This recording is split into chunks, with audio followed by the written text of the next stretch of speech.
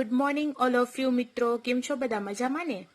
આજે આપણે ભણીશું સામાજિક વિજ્ઞાન ચેપ્ટર નંબર 3, જેનું નામ છે નૂતન વિશ્વ તરફ પ્રયાણ. એમાં આગળ આપણે ભણી ગયા દ્વિતીય વિશ્વયુદ્ધના પરિબળો અને તેની રૂપરેખા.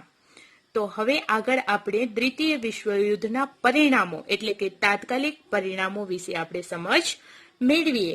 એમાં પહેલું પરિણામ છે આર્થિક પરિણામો. મિત્રો, તમે સૌ જાણો છો આર્થિક એટલે આપણે કહીએ કે સંપત્તિ, પૈસો, ટકો, જે પણ આપણે રૂપિયાના ખર્ચ જે પણ થાય એને આર્થિક વસ્તુ કહેવાય. તો એમાં આર્થિક પરિણામો કયા કયા આવ્યા તો એની આપણે સમજ મેળવીએ. આ મહાયુદ્ધથી એટલે કે મોટા યુદ્ધથી વિશ્વમાં ભયંકર વિનાશ સર્જાયો હતો. હવે તૃતીય વિશ્વયુદ્ધમાં ભાગ લેનાર તમામ રાષ્ટ્રો છે એ રાષ્ટ્રોને પુષ્કળ એટલે કે મોટા પ્રમાણમાં ખર્ચ થયો હતો. હવે એમાં વાત કરીએ અમેરિકાની, તો અમેરિકાને સૌથી વધારે ખર્ચ થયો હતો. કેટલો? તો $350 અબજ, જે એને ભોગવવો પડ્યો હતો. એનું કારણ કયું છે? દ્વિતીય વિશ્વયુદ્ધ. અને બીજા રાષ્ટ્રોએ $1 અબજ કરતા પણ વધારે ખર્ચ કર્યો હતો. એટલી જ કિંમતી સંપત્તિનો પણ નાશ થયો હતો. એના જેટલી પૈસો એટલે કે પૈસા ટકે ખર્ચ કર્યો એટલી કિંમતી એમની સંપત્તિ હતી એનો પણ નાશ થયો હતો. ઇંગ્લેન્ડે 2000 કરોડની મિલકત છે એ વિશ્વયુદ્ધ પાછળ ગુમાવી હતી. અને જર્મનીની તો કલ્પના જ કરવી મુશ્કેલ છે, કારણ કે જર્મનીની તો આપણે કલ્પના પણ ન કરી શકીએ એટલી મિલકત અથવા તો એટલો એના પાછળ ખર્ચ કર્યો હતો. તૃતીય વિશ્વયુદ્ધ માટે વિશ્વના રાષ્ટ્રો છે એ યુદ્ધમાં ઉપયોગી શસ્ત્ર સરંજામના ઉત્પાદનને વધારે મહત્વ આપ્યું હતું. હવે એ શસ્ત્ર, ઓજારો હતા, હથિયારો હતા, એ વિશ્વયુદ્ધ પાછળ એટલો એનો ઉપયોગ કર્યો, એટલો એને ઉત્પાદનના ક્ષેત્રે આગળ વધાર્યું, એટલો કર્યો કે એને વધારે મહત્વ આપ્યું ઉત્પાદન ક્ષેત્રે, કે જેના લીધે જીવન જરૂરિયાતની બીજી અનેક ચીજવસ્તુઓ છે એની અછત ઊભી થઈ. લોકોને ખાવાનું ન મળ્યું, જે ચીજવસ્તુઓ જોઈતી હતી એ પણ એમને લોકોને મળતી નહોતી. એનું કારણ હતું વિશ્વયુદ્ધ પાછળ જે ખર્ચ થઈ ગયો હતો. એટલે કે એના એ ઉત્પાદનને, એ શસ્ત્ર એટલે કે હથિયારોને, બધા હથિયારો હતા એને વધારે ઉત્પાદન ક્ષેત્રે મહત્વ આપ્યું હતું. એના કારણે પાછળ લોકો છે એ પણ ભૂખમરાની પરિસ્થિતિનો સામનો કરવો પડ્યો. એટલી અછત સર્જાણી, લોકોને ખાવાનું પણ પૂરતું મળતું નહોતું. રોજી રોટી પણ મુશ્કેલ પડવા લાગી, એટલે કે રોટી પણ તેમને મળતી નહોતી. એવી લોકોને પરિસ્થિતિ, મુશ્કેલીઓ વેઠવી પડી. ઉત્પાદન પણ ઘટી ગયું, ફુગાવો પણ વધી ગયો, એ વસ્તુઓ પાછળ ભાવો ડબલ થઈ ગયા. બજારોમાં જરૂરી માલની તંગી એટલે કે અછત પણ પડવા લાગી. લોકોનું આર્થિક જીવન છે એ અસ્તવ્યસ્ત થઈ ગયું હતું. પરિણામે વિશ્વના રાષ્ટ્રો છે એ મહામંદીમાં, મોટી મંદીમાં ધકેલાઈ ગયા હતા. અને વિશ્વના રાજકારણમાં અને અર્થકારણમાં યુગ પ્રવર્તક એવા ફેરફારો થયા હતા. એવા ફેરફારો બીજે ક્યારે પણ એવા યાદ છે નહીં કે જ્યારે એ યુદ્ધ થયું ત્યારે એ ફેરફારો થયા. એવા ફેરફારો ક્યારે પણ થયા ન હતા. કોના ક્ષેત્રે? તો વિશ્વના રાજકારણ અને અર્થકારણ યુગ પ્રવર્તકે. હવે જોઈએ બીજું, ચીનમાં સામ્યવાદની સ્થાપના. મિત્રો, તમે આગળ ભણી ગયા બોલ્શેવિક ક્રાંતિ ક્યારે થઈ? તો 1917માં. હવે આપણે જોઈએ કે એ જ અરસામાં રશિયામાં ઈસવીસન 1917માં બોલ્શેવિક ક્રાંતિ થાય છે. અને એ બોલ્શેવિક ક્રાંતિથી એ ચીન છે એ ચીન પણ એના પર પ્રભાવિત થઈ ગયું હતું. હવે એ ક્રાંતિ થઈ એનાથી વિશ્વભરમાં ઘણા રાષ્ટ્રો પ્રભાવિત થઈ ગયા. આ ઉપરાંત ચીન પણ પ્રભાવિત થઈ જાય છે. હવે એને દ્વિતીય વિશ્વયુદ્ધ પછી જાપાનની શક્તિ છે એ પણ ક્ષીણ થઈ ગઈ હતી, ક્ષીણ બની ગઈ હતી. એનું કારણ શું છે? તો એનું કારણ છે કે અમેરિકાએ જાપાનના 2 શહેરો ઉપર અણુબોમ્બ ફેંક્યા હતા. એ 2 શહેરો હતા હિરોશીમા અને નાગાસાકી. એટલે જાપાનની શક્તિ છે એ ક્ષીણ થઈ ગઈ હતી. હવે એ આવા સંજોગોમાં ચીન પરનો તેનો પ્રભાવ છે એ ઓસરી જાય છે. હવે એના થકી એ સંજોગો ઊભા થાય છે, એના કારણે ચીન પરનો આખો પ્રભાવ છે એ ઓસરી જાય છે. અને એ સમયગાળા દરમિયાન માહો ત્સે તુંગ નામનો વ્યક્તિ છે, એને 1949માં શું કરે છે? તો ચીનમાં થયેલ ક્રાંતિને અંતે સામ્યવાદી શાસનની એટલે કે સ્થાપના કરે છે માઓ ત્સે તુંગ. ક્યારે? તો 1949માં ની અંદરમાં ચીનમાં થયેલ ક્રાંતિને અંતે સામ્યવાદી શાસનની સ્થાપના કરે છે. અને ત્યારબાદ કહેવાય છે ને કે ઠંડા યુદ્ધનો જન્મ થાય છે અને દૂરગામી પરિણામો આવે છે. એની આપણે આગળ ચર્ચા કરીએ. તો ઠંડુ યુદ્ધનો જન્મ અને દૂરગામી પરિણામો. મિત્રો, દ્વિતીય વિશ્વયુદ્ધ બાદ વિશ્વ છે એ અમેરિકા અને રશિયા એમ 2 મહાસત્તાઓમાં વહેંચાઈ ગયો હતો. હવે યુદ્ધ દરમિયાન બંને રાષ્ટ્રો છે એ મિત્રો હતા. હવે યુદ્ધ દરમિયાન એ બંને અમેરિકા અને રશિયા એ મિત્રો હોય છે, એ સંપમાં હોય છે. પણ યુદ્ધ પછી, યુદ્ધ પૂરું થયું એ પછી બંને વચ્ચે ઘણા મતભેદો વધતા જાય છે. એટલે બંને દેશ વચ્ચે અમેરિકા અને રશિયા વચ્ચે વિરોધો ઊભા થાય છે. આમ લોકશાહી દેશ અમેરિકા અને સામ્યવાદી દેશ રશિયા એ પરસ્પર વિરોધી જૂથો ઊભા થાય છે. એટલે અમેરિકા છે એ લોકશાહી દેશ તરીકે અને રશિયા છે એ સામ્યવાદી દેશ તરીકે 2 જૂથોમાં વહેંચાઈ જાય છે અને બંને વચ્ચે વિરોધો ઊભા થાય છે. ક્યારે? તો યુદ્ધ પછીના સમયગાળા દરમિયાન. આ બંને જૂથોમાં વિશ્વના અન્ય નાના રાષ્ટ્રો પોતાની અનુકૂળતા મુજબ જોડાઈ જાય છે. હવે અહીંયા વાત કરીએ કે અમેરિકામાં જે રાષ્ટ્રો છે નાના નાના એ લોકશાહી દેશ અમેરિકા સાથે અને રશિયાના જે નાના નાના રાષ્ટ્રો છે એ સામ્યવાદી દેશ રશિયા સાથે પરસ્પર પોતાની અનુકૂળતા પ્રમાણે એનામાં જોડાઈ જાય છે. હવે બંને જૂથો એ એકબીજાના મતનું ખંડન અને પોતાના મતના સમર્થન માટે જે વાક યુદ્ધો અને વિચાર યુદ્ધો છે એ આદરે છે. એટલે પોતાના મત એટલે પોતાના વિચાર પ્રમાણે, પોતાના મત પ્રમાણે નાના નાના રાષ્ટ્રો છે એ પોતાના રશિયા અને અમેરિકા એ દેશો સાથે પોતપોતાના જૂથમાં વહેંચાઈ જાય છે અને એ વિચાર યુદ્ધો, એ વાક યુદ્ધો અને વિચાર યુદ્ધો આદરે છે. હવે તેણે શસ્ત્ર વગરના ઠંડા યુદ્ધની સ્થિતિનું સર્જન કરે છે. હવે આ યુદ્ધ તો થાય છે, પણ કેવું યુદ્ધ થાય છે? ઠંડુ યુદ્ધ થાય છે. એટલે કે શસ્ત્ર વગર, એનામાં કોઈ હથિયાર કે એવા કોઈ શસ્ત્ર વાપરવામાં નથી આવતા, એવો યુદ્ધ થાય છે. એટલે એને આપણે કહી શકીએ કે એ ઠંડુ યુદ્ધ કહેવાય, કે શસ્ત્ર વગર જે યુદ્ધ થાય એને ઠંડુ યુદ્ધ કહેવાય. આ ઠંડા યુદ્ધની સ્થિતિનું સર્જન થાય છે. તેથી ઘણીવાર ત્રીજું વિશ્વયુદ્ધ થવાની સ્થિતિ છે એ સર્જાતા રહી જાય છે. એટલે કે એ ત્રીજું વિશ્વયુદ્ધ થવાની તૈયારી હતી, પણ એ સ્થિતિ સર્જાતા એ ત્રીજું વિશ્વયુદ્ધ છે એ રહી જાય છે. હવે આગળ આપણે જોઈએ સંયુક્ત રાષ્ટ્રો. તો સંયુક્ત રાષ્ટ્રોમાં આપણે જોઈએ કે આ જે પિક્ચર દેખાય છે એ સંયુક્ત રાષ્ટ્રોનું પ્રતીક છે. એટલે કે આપણે કહીએ ને કે જેમ ભાજપનું પ્રતીક કમળ છે અને કોંગ્રેસનું હાથ છે, એવી રીતે અહીંયા સંયુક્ત રાષ્ટ્રોનું પ્રતીક નિશાન છે એ ચિત્રમાં તમે જોઈ શકો છો. હવે જોઈએ આગળ. તો પ્રથમ વિશ્વયુદ્ધને અંતે વિશ્વમાં આંતરરાષ્ટ્રીય શાંતિ સ્થાપવાના હેતુથી રાષ્ટ્રસંઘની સ્થાપના કરવામાં આવી હતી. હવે આપણે કહીએ કે પ્રથમ વિશ્વયુદ્ધના અંતમાં આખા વિશ્વમાં જે આંતરરાષ્ટ્રીય શાંતિ સ્થાપવાની હતી એના હેતુથી રાષ્ટ્રસંઘની સ્થાપના કરવામાં આવી હતી. હવે તમને એવો પણ પ્રશ્ન પૂછાય કે રાષ્ટ્રસંઘની સ્થાપના કયા કારણે કરવામાં આવી હતી? તો આંતરરાષ્ટ્રીય શાંતિ સ્થાપવાના હેતુથી કરવામાં આવી હતી. પરંતુ દ્વિતીય વિશ્વયુદ્ધ થયું.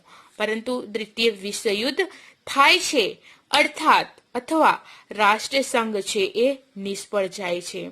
હવે દ્વિતીય વિશ્વયુદ્ધ પૂરું થાય છે એટલે વિશ્વમાં ફરી એકવાર શાંતિ, સલામતી અને સહ અસ્તિત્વના હેતુથી સંયુક્ત સંઘ એટલે કે અહીંયા સંયુક્ત રાષ્ટ્રો UN ની સ્થાપના કરવામાં આવી. તો એ સંયુક્ત રાષ્ટ્રો UN ની સ્થાપના 24 ઓક્ટોબર 1945 ના રોજ કરવામાં આવી. હવે એનું કાર્યાલય જે કાર્ય કરવામાં આવે એવું કાર્યાલય છે એ ન્યુયોર્કમાં રાખવામાં આવ્યું હતું. શેનું? તો સંયુક્ત રાષ્ટ્રો એટલે કે UN નું.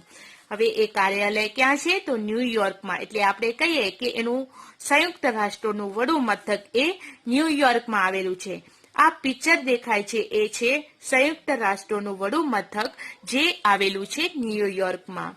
હવે સંયુક્ત રાષ્ટ્રોની સ્થાપના માટે બીજા વિશ્વયુદ્ધમાં અમેરિકા છે એ જોડાય છે. હવે ત્યારથી જ તેના આ દિશામાં પ્રયત્નો ચાલુ હતા. કોના? અમેરિકા. ક્યારે જોડાય? શેમાં જોડાય છે? તો બીજા વિશ્વયુદ્ધમાં અમેરિકા જોડાય છે અને ત્યારથી જ આ દિશામાં એના પ્રયત્નો છે એ સતત ચાલુ રહેતા હતા. માનવ સ્વાતંત્ર્ય, શાંતિ અને સલામતી હેતુસર અમેરિકાના પ્રમુખ રૂઝવેલ્ટ છે એ અમેરિકન કોંગ્રેસ સંસદને સંદેશો આપતા મહત્વની 4 સ્વતંત્રતાઓની ઘોષણા કરે છે.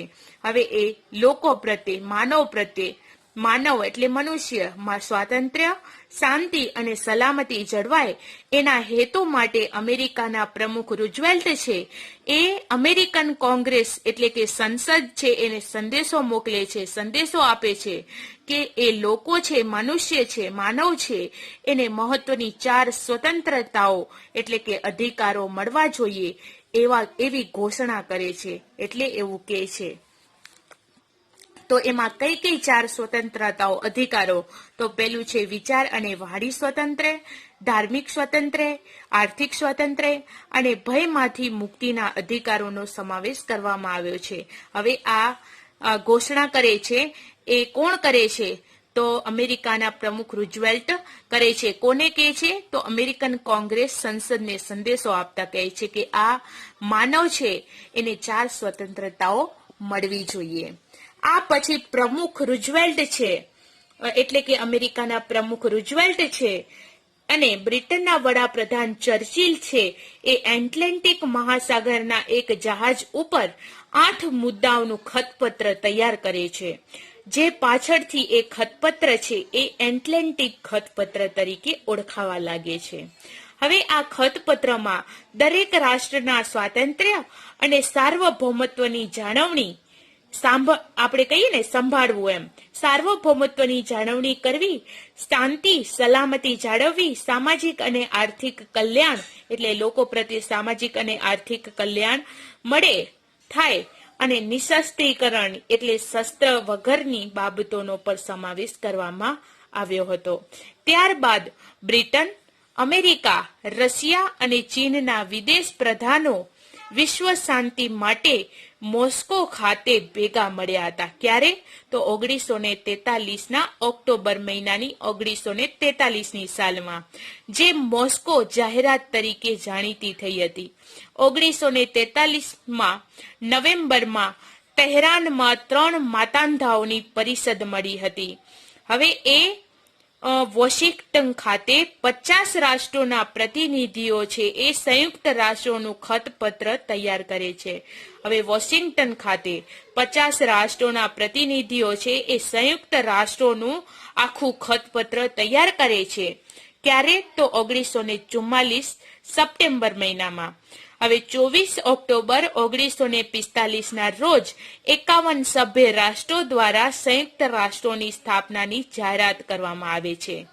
હવે તેમાં ભારતનો પણ સમાવેશ થઈ જાય છે. મિત્રો, એવું પણ કહેવાય કે સંયુક્ત રાષ્ટ્રોની સ્થાપનાની જાહેરાત ક્યારે કરવામાં આવી અથવા તો સંયુક્ત રાષ્ટ્રોની સ્થાપના 51 સભ્ય દ્વારા ક્યારે થઈ? તો 24 ઓક્ટોબર 1945ના રોજ થઈ. તેમાં ભારતનો પણ સમાવેશ થાય છે.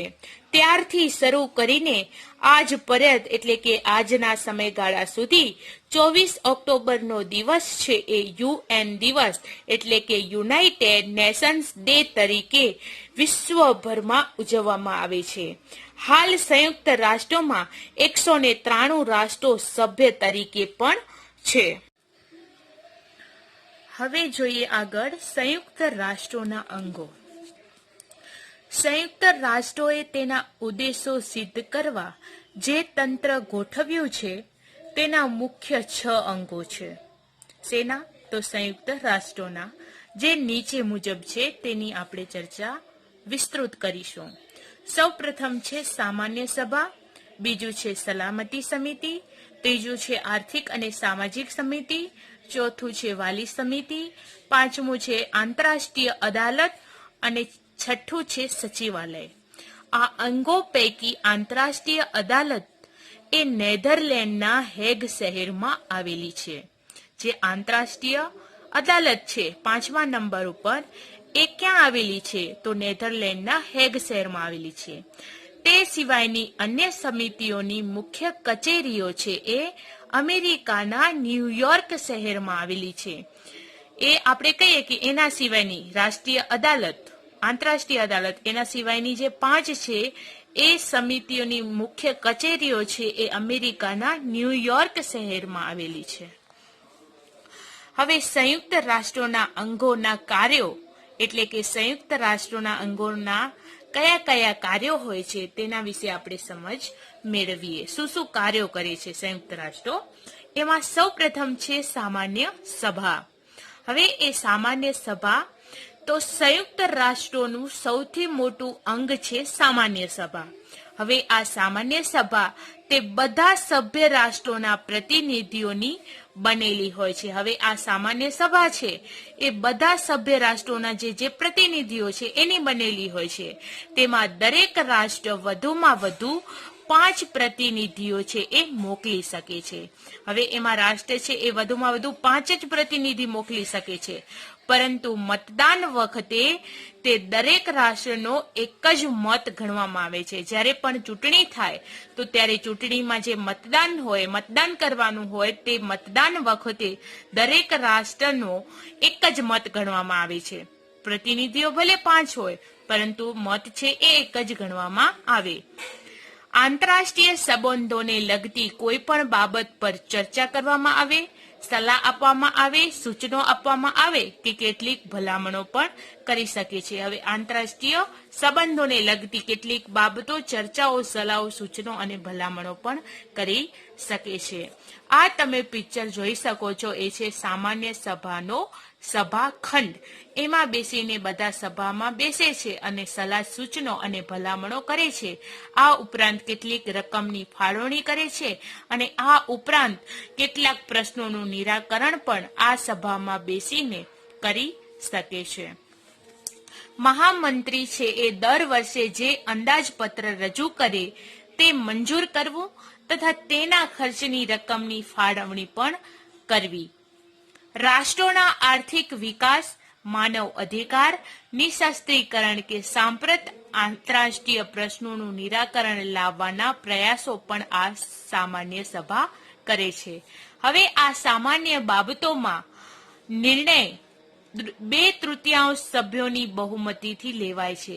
હવે આ સામાન્ય બાબતોનું નિર્ણય લેવો હોય કોઈ પણ બાબતનું, તો એમાં 2/3 સભ્યો, એટલે કે આપણે કહીએ કે 2/3 ભાગના જે સભ્યો હોય એ બહુમતીથી એ નિર્ણય લે છે. શેનો? તો સામાન્ય સભામાં. હવે છે બીજું સલામતી સમિતિ. સંયુક્ત રાષ્ટ્રોનું સૌથી મહત્વનું અંગ કયું છે? તો સલામતી સમિતિ છે. તેમાં અમેરિકા, બ્રિટન, ફ્રાન્સ, રશિયા અને ચીન, આ 5 જે દેશો છે એ કાયમી સભ્યો છે. શેના? સલામતી સમિતિના. અને બાકીના જે 10 છે એ બિનકાયમી, જે કાયમ માટે નથી, એ 10 સભ્યો બિનકાયમી છે. આ સમિતિને આંતરરાષ્ટ્રીય શાંતિ અને સલામતી જાળવવા માટે અત્યંત વિશાળ, એટલે કે મોટી સત્તાઓ આપવામાં આવી છે. રાષ્ટ્રોના કોઈ પણ ઝઘડાના ઉકેલ માટે, વાટાઘાટો માટે, તપાસ અને મધ્યસ્થી દ્વારા શાંતિમય રીતે પ્રશ્નો હલ કરે છે. કોણ? સલામતી સમિતિ. કોઈ પણ આંતરરાષ્ટ્રીય અગત્યની બાબતમાં નિર્ણય લેવા માટે 5 કાયમી સભ્યોમાંથી કોઈ પણ એક મત છે એ હકારાત્મક ન હોય તો તે બાબત ઉપર નિર્ણય લઈ શકાતો નથી. 5 કાયમી સભ્ય રાષ્ટ્રોની આ સત્તાને વીટો નિષેધા એટલે આપણે કહીએ કે નિષેધાધિકાર કહે છે, કે જેનો નિષેધ અધિકાર હોય છે. તો એ સત્તાને વીટો નિષેધાધિકાર કહે છે. હવે રશિયાએ વીટોનો સૌથી વધુ વખત ઉપયોગ કર્યો છે. હવે કહીએ કે વીટોનો સૌથી વધુ વખત ઉપયોગ કોને કર્યો છે? તો રશિયા દેશે કર્યો છે. તો આથી સલામતી સમિતિ આ ચિત્ર છે એ જોઈ શકો છો. તો ઈસવીસન 2006 સુધી કાયમી સભ્ય રાષ્ટ્રો દ્વારા વીટો પાવરનો કરેલા ઉપયોગનો ચાર્ટ છે. જે વીટો પાવર નો કરેલો ચાર્ટ આખો છે એ પિક્ચર તમે જોઈ શકો છો. એમાં ફ્રાન્સ, બ્રિટન, અમેરિકા, સોવિયત સંઘ, રૂસ એની ટકાવારી અહીંયા આપેલી છે, એવો ચાર્ટ આપેલો છે. હવે જોઈએ આગળ આર્થિક અને સામાજિક સમિતિ. આ સમિતિને ઇકોસોક પણ કહે છે. હવે આર્થિક અને સામાજિક સમિતિને ઇકોસોક પણ કહેવામાં આવે છે. ઇકોનો મતલબ આમ તો અર્થશાસ્ત્ર થાય છે.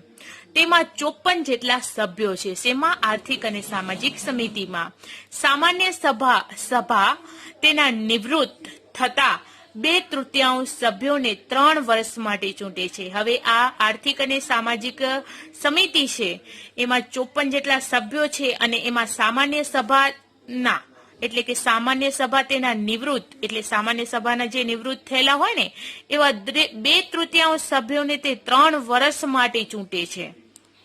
જેમાં ચૂંટણીમાં આ સમિતિ ધર્મ, જાતિ, પ્રદેશ કે ભેદભાવ વગર વિશ્વના રાષ્ટ્રની પ્રજાઓનું જીવન ધોરણ ઊંચું લાવવાનો પ્રયત્ન કરે છે. હવે આ આખી સમિતિ છે એ કોઈ ધર્મ, જાતિ, ભેદ, પ્રદેશ કે ભેદભાવ રાખતી નથી. એ ભેદભાવ રાખ્યા વગર વિશ્વના રાષ્ટ્રોની પ્રજા છે, લોકો છે, એનું જીવન ધોરણ ઊંચું જાય એના માટેના પ્રયત્નો કરે છે. કઈ? આર્થિક અને સામાજિક સમિતિ એટલે કે સામાન્ય સભા.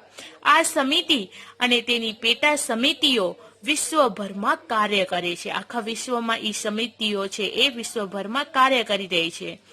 હવે જોઈએ અહીંયા આગળ સંસ્થાઓ.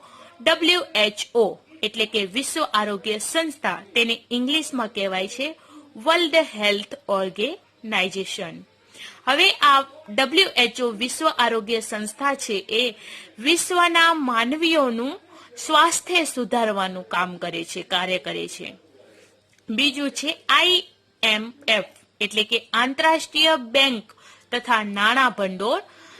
એ શું કામ કરે છે એ સંસ્થા? તો નાણાકીય સ્થિરતા સ્થાપવાનું કાર્ય કરે છે. IMF નો ફૂલ ફોર્મ થાય છે ઇન્ટરનેશનલ મોનેટરી ફંડ. હવે એના નીચેની પણ સંસ્થાઓ છે તો એની થોડી આપણે સમજ મેળવીએ. સૌ પ્રથમ અહીંયા સંસ્થા છે FAO. એનો ફૂલ ફોર્મ થાય છે ફૂડ એન્ડ એગ્રીકલ્ચર ઓર્ગેનાઇઝેશન. બીજું છે ILO. એનો ફૂલ ફોર્મ થાય છે ઇન્ટરનેશનલ લેબર ઓર્ગેનાઇઝેશન. તે શું કાર્ય કરે છે? તો તે વિશ્વના એનો ગુજરાતી મતલબ થાય છે આંતરરાષ્ટ્રીય મજદૂર સંસ્થા. તે વિશ્વના મજદૂરોના હકો અને ન્યાય અંગેનું કાર્ય કરે છે. પછી છે યુનિસેફ.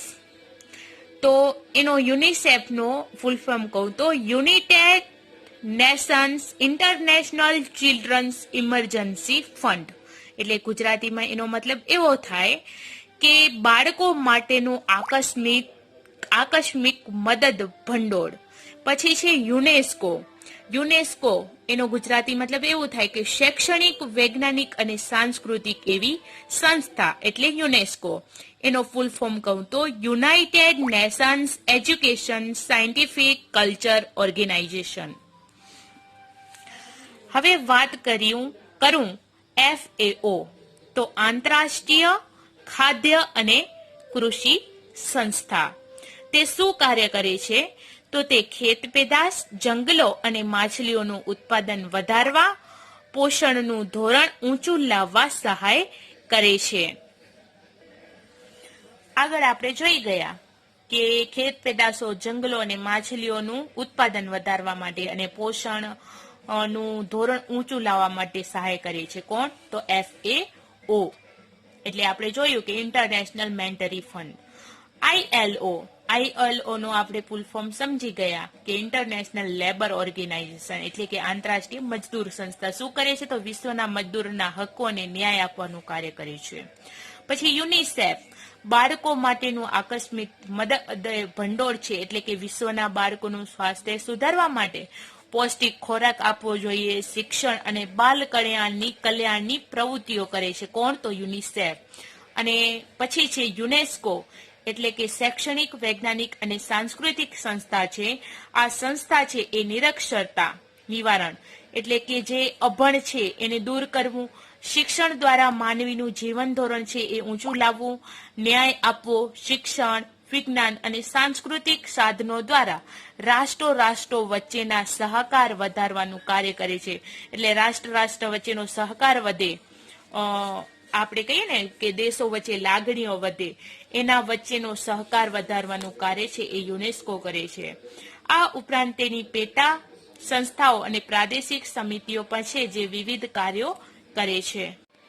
હવે જોઈએ ચોથું, વાલી સમિતિ. આ સમિતિમાં 5 કાયમી સભ્ય રાષ્ટ્રો હોય છે. શેમાં? વાલી સમિતિમાં. તેમને સામાન્ય સભા પસંદ કરે તે દેશોના પ્રતિનિધિઓ હોય છે.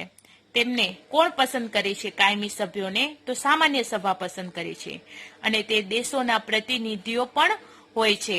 અગાઉ વાલીપણા એટલે કે મેન્ટેડ હેઠળ જે પ્રદેશો હતા તેમજ જે પ્રદેશોને સ્વતંત્રતા મળી ન હતી તેવા અને દ્વિતીય વિશ્વયુદ્ધમાં પરાજિત થયેલા પ્રદેશોની દેખરેખ માટે તેમજ તેમના સામાજિક, આર્થિક, રાજકીય જેવી તમામ બાબતોનો વિકાસ થાય તે જોવાની ફરજ છે એ વાલી સમિતિની હતી.